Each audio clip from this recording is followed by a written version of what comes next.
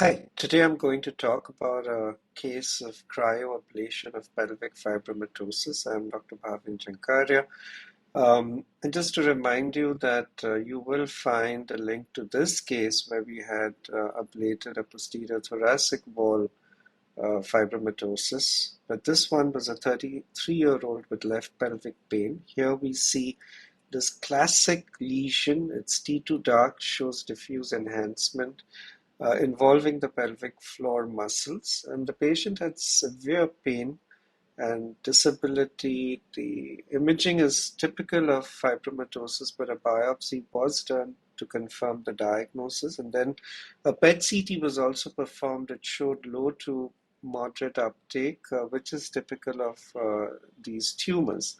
There was no other lesion anywhere in the body. So the patient came for a consult. We looked at the images. Everything seemed fine with a maximum diameter of 6.5 centimeters.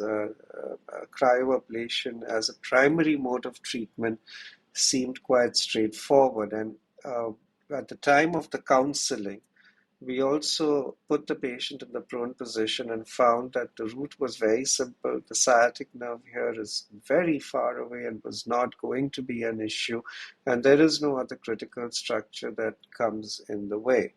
We use the ice cure from Israel that uses liquid nitrogen. It's a very elegant machine here. We use the 10 gauge probe so that we could get a 5 centimeter ablation. That's the ice ball being created prior to the procedure to make sure that the probe is working. The procedure actually was quite straightforward. We put in a spinal needle just to check the path. This was done under complete sedation because the patient had told us that the biopsy had been very painful. That is the introducer being put in. Through the introducer, we've introduced the cryoprobe here, and that is the ice ball that we can clearly see within the tumor at the time of the first freeze. Now, this is the end of the first freeze at 15 minutes. We see we've achieved a 4.9 centimeter ice ball in the z-axis and vertically 4 centimeters at the end of the thaw, which lasted for 10 minutes.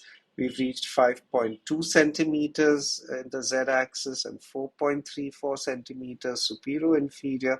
And at the end of another 10 minutes following the second freeze, we can see a 5 centimeter ice ball as we wanted in the z-axis, 4 centimeters mediolateral and 4 centimeters superior inferior. And so this was the desired result at the time of the procedure, following which the patient's pain dramatically reduced, and we followed up for 3 days telephonically every day, and the pain kept reducing. At the end of 1 week, we asked him to get another MRI done, which shows this extensive necrosis at the site of the ablation, but the residual tumor at the periphery, as was expected. We had explained to the patient that to avoid injury to any critical pelvic structure, we would be leaving about a 5 millimeter to 1 centimeter rim of the tumor, which is absolutely acceptable because the idea is to get the tumor to shrink and then the cryoablation controls the size. And we can see here the marked heterogeneity